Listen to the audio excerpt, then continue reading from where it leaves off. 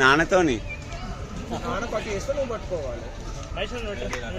Happy birthday Shivanna, నిండు నూరేళ్ళు ఆయురారోగ్యాలతో ఉండాలి.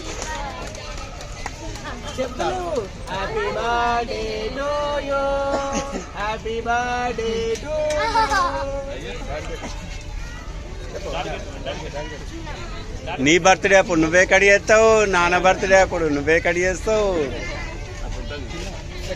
నువ్వే కడి చేస్తావు.